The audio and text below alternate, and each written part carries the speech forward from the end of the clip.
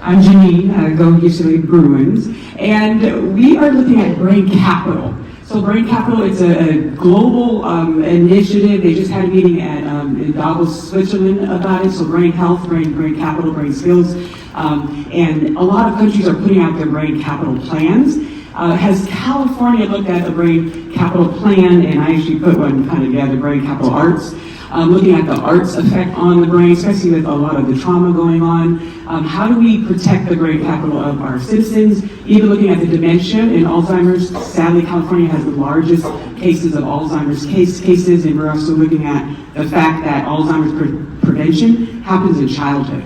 It happens in utero. And so to get ahead of the dementia crisis, but also build a brain capital, which is brain health and brain skills of your citizens. What plan do you have? And I'm going to give this plan to your staff when I meet them later on today, but we'd love to hear your thoughts on the brain capital movement happening globally, but also in our state as well. And thank you for your service, born and raised, California.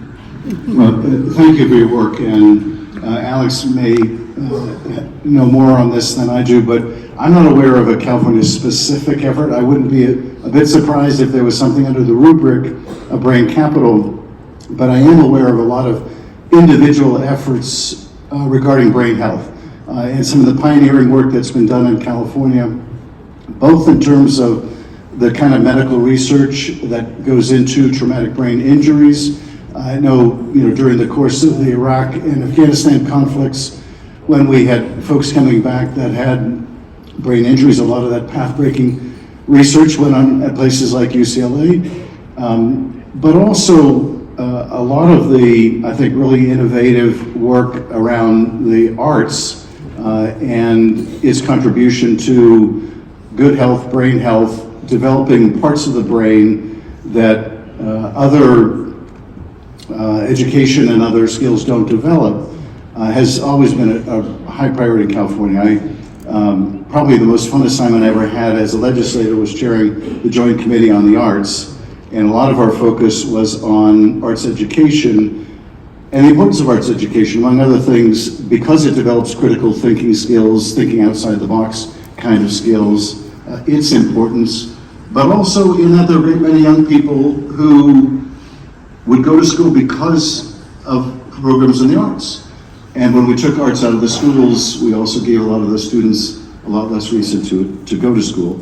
But I'd love to learn more about the national movement that you're describing, and I think the final point I would make, because this I think really came to the fore during the pandemic in terms of brain health and mental health. We found, I think, the veneer torn off and just the extraordinary dimension of the mental health crisis in this country. And when that social scaffolding came down and kids weren't attending school, it revealed, I think, a lot of underlying challenges that many young people had.